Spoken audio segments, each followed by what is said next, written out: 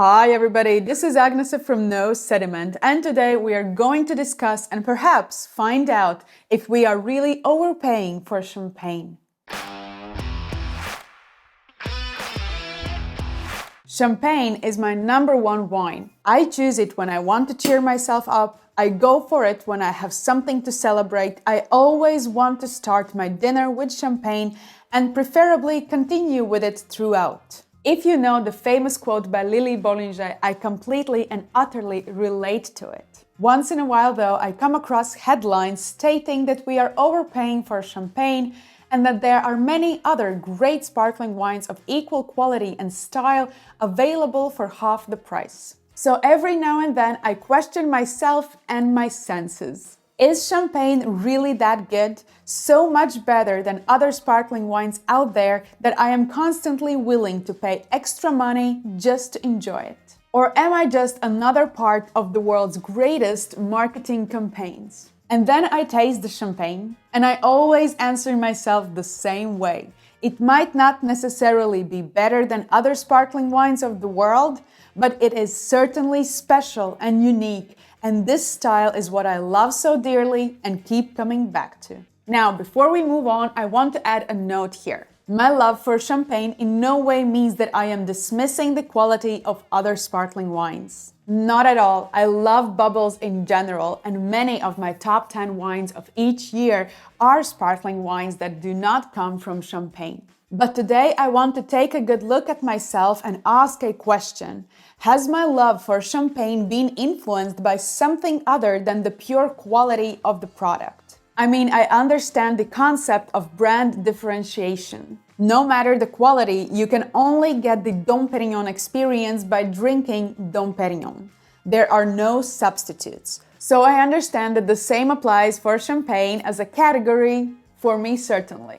I have also wondered whether one of the reasons for my love affair with champagne is simply that I know what to choose. Because indeed, as Sarah Jane Evans, master of wine, said in one of my podcast interviews, we're all supposed to think that champagne is the very best possible wine, it's the only thing to drink. But in fact, on many occasions, not all champagne is as good as its reputation. I have tasted these not so exciting champagnes and I have memorized their names just to make sure that I never buy them again. After all, we do pay a premium for champagne, and thanks to that strong brand, we sometimes also pay premium for mediocre quality. So maybe by gradually eliminating bad experiences, I have created this perfect image of champagne in my mind. But before we proceed to tasting, I think we need to look at least briefly at what makes champagne price so premium. We have to start with the vineyard and the raw material, grapes.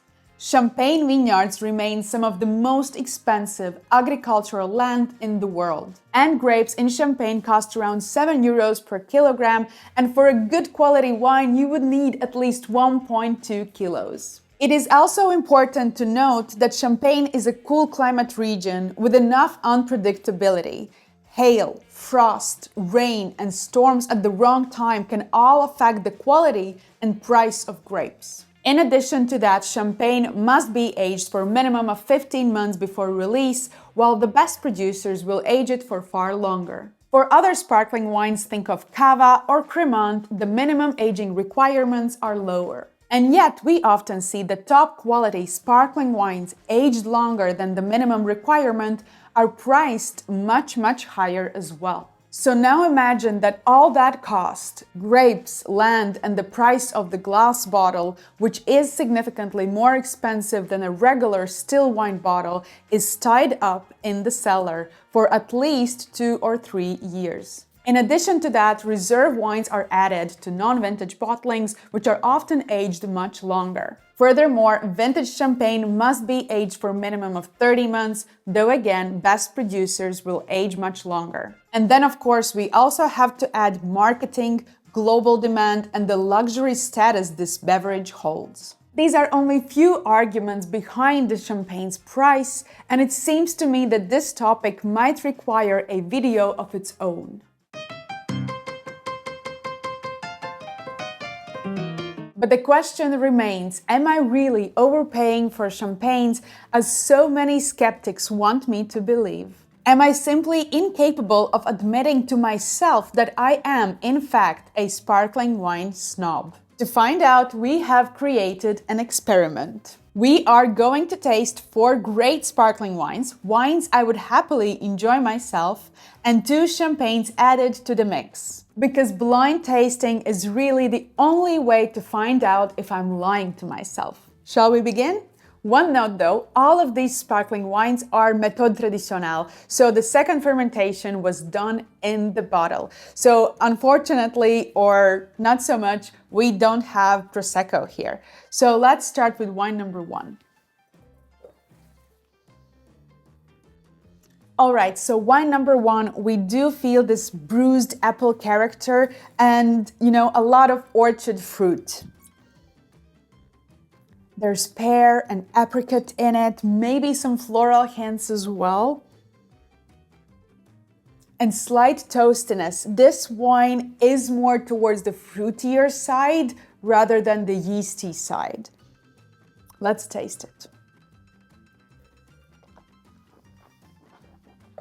For me, wine 1 is not the champagne. It does offer that really jolly and lively and juicy fruit character, but the acidity is not as high. It is medium plus, it is mouth-watering, and it is certainly refreshing, but it lacks that linearity that I so often associate with champagne. That does not mean that this is not a great sparkling wine. It is towards fruitier style, not as restrained as I would expect from some of the champagnes to be. I will give this wine 89 points. Let's move to wine number 2. All right, wine number 2 on the nose is more restrained, shyer in character. Wine number 1 was really expressive, that fruity driven character. You don't feel as much fruit here, but more of that floral character, more of that perfume. Cherry blossom and apple tree blossom.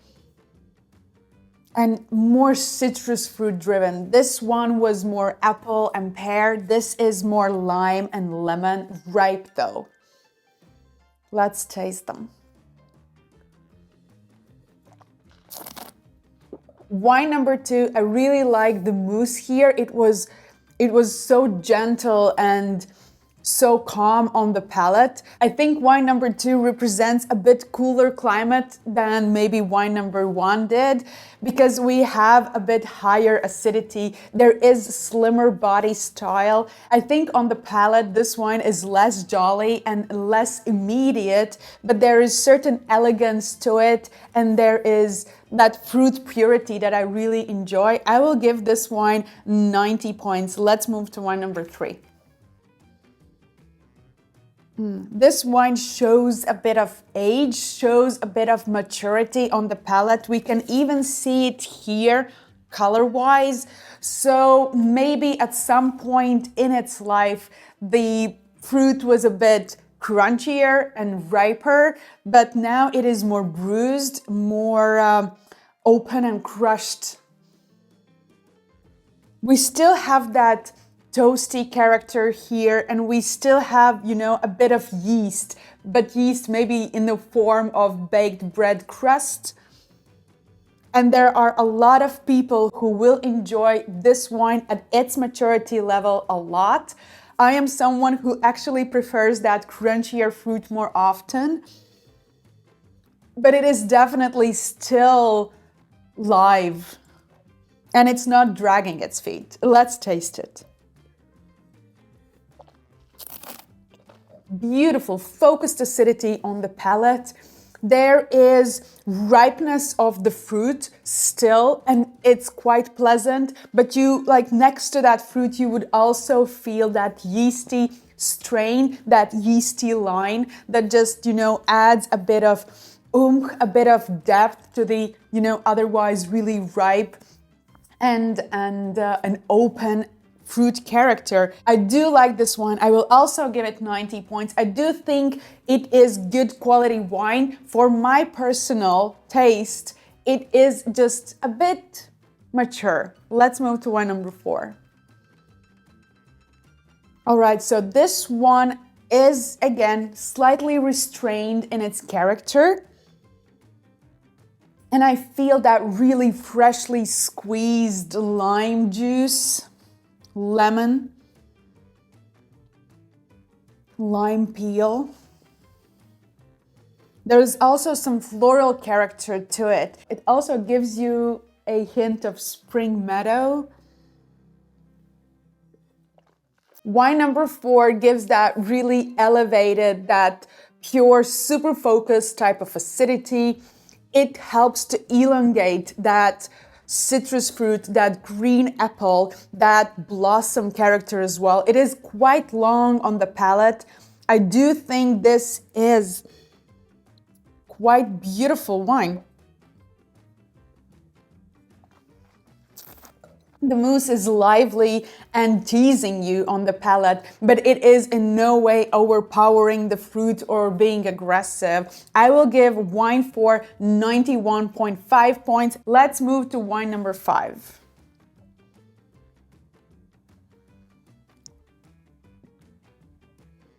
All right, so wine number 5 also gives you that citrus fruit character, but it is much, much riper. We do have here orange and we have grapefruit, and maybe we even have grapefruit peel.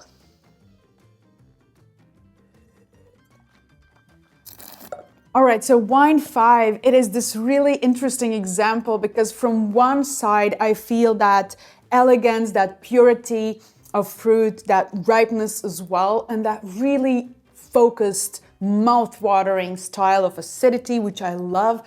But there's also something that teases your nose and your palate a little bit. You remember I said that on the nose, I felt slight hint of grapefruit peel, and that could be both a slightly bitter element and also aromatic element. And I think it depends of the person who will taste it. For some, it will irritate. For others, they will really enjoy it. And similarly on the palate for wine 5, I felt that grapefruit peel, maybe orange peel as well. And for some, again, it could be slight bitter element, and for others, it could add the perfume and complexity to the wine. So I think it's quite interesting. I will give this wine 91 point. Let's move to wine number 6. Wine number 6. It is really interesting. It is quite restrained stylistically, but if you pay attention to what you smell in the glass, you start to feel, slight hint of apple, slight hint of pear, and maybe white peach, some blossom. It slowly reveals itself. And it has that really creamy, almost teasing character of bubble, which I like. You also feel that fresh, crunchy yellow apple on the finish, but it is slightly cut short, or maybe we have a hint of iodine here as well that, while I talk with you, I start to notice on the finish. And again, maybe it is the acidity that has built up, because in general, sparkling wines tend to have higher acidity than other wines. But I do feel that really mouth-watering, lively, refreshing character in acidity here. I will give wine number 6 90 points.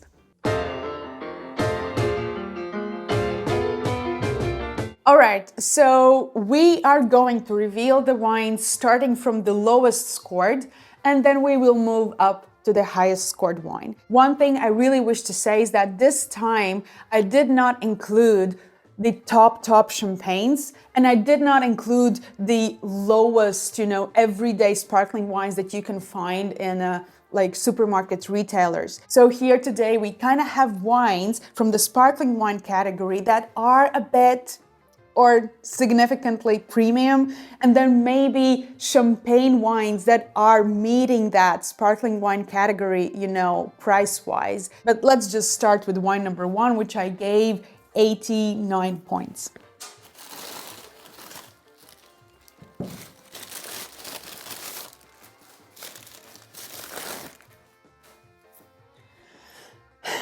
I will be honest with you, I'm slightly disappointed. I was kind of expecting much more from this category. So it is Lantieri Franciacorta Saten, and it is bottled under lower pressure. For me, it is one of the most exciting Franciacorta categories, and maybe this wine has been too long in my wine fridge.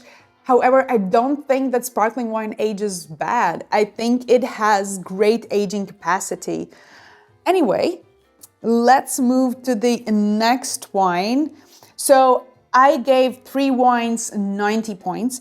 I will reveal with the wine number 3, which for me personally was, I told you, a bit mature.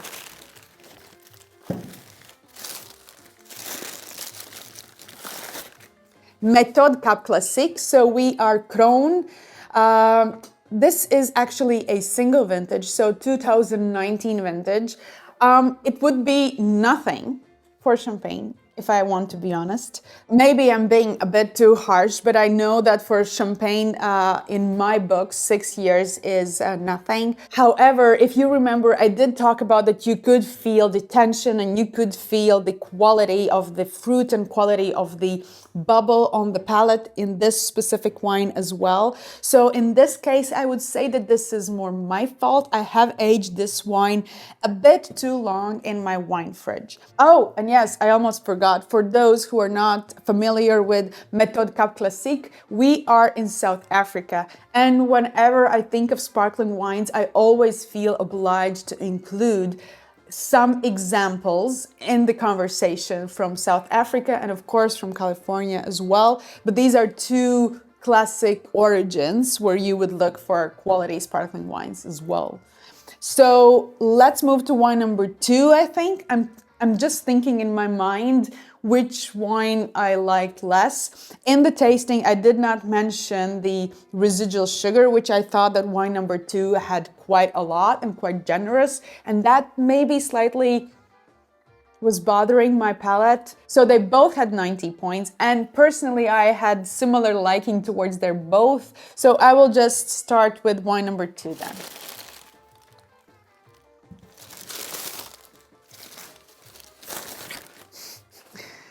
So we are in champagne category. So now we are Charles de Casanova, Tete de Cuvee, Tradition.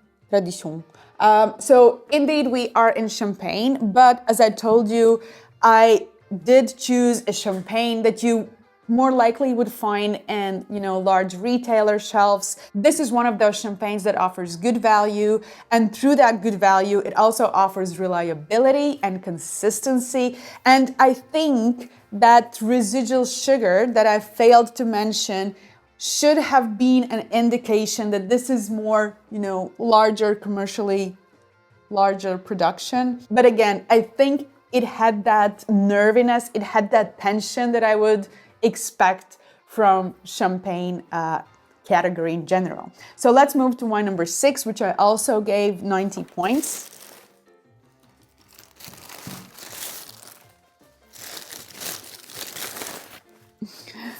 Yes. So we are with Carlos Andreu Brut Natur Cava. Can you imagine? This is one of the cheapest offerings in this set, and it did not end up the lowest scored wine. In fact, it had the same score as Charles de Casanova, which I think costs around 30 euros, and Krone, which also costs around 30 euros. And this, I think, costs 12, 15 maybe, tops. So in this specific case, we do indeed have great value found in Cava, and under this label, I think I have included one of their wines in one of my top 10 of the year list. So it did not disappoint again. So that is a super reliable producer. Let's move to wine number 5, which I gave 91 points. The interesting one.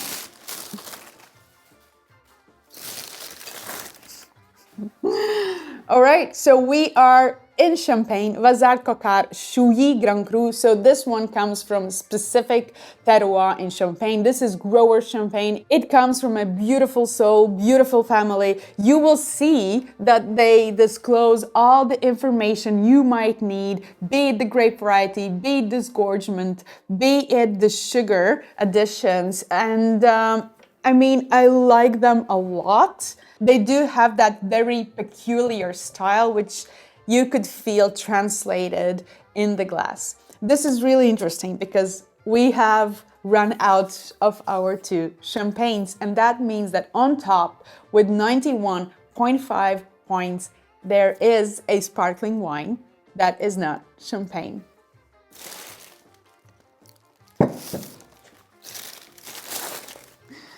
And that is Louis Picamelot, Cremant de Bourgogne, and Chazot, Blanc de Noir, Extra Brut. And let me tell you about this sparkling wine. I think it was listed in one of my top 10 wines of the year. And there's another thing. I am quite skeptical when it comes to Cremant from Bourgogne, because the best quality fruit in Burgundy usually goes and is dedicated to still wines, simply because you can in fact dictate higher prices for still wines of Burgundy than you can have for the sparkling wines. So I would argue that the best Cremants of France you might not necessarily find in Burgundy, despite it being relatively cooler climate, despite it being closer to Champagne, despite it using the same grape varieties as in Champagne.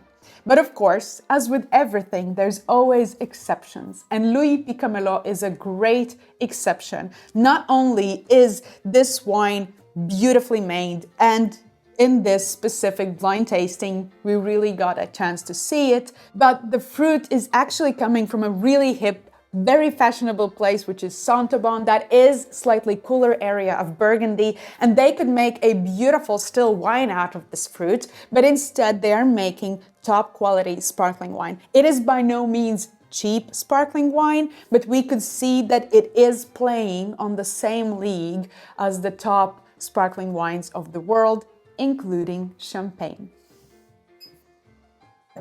So the question remains, am I overpaying for Champagne?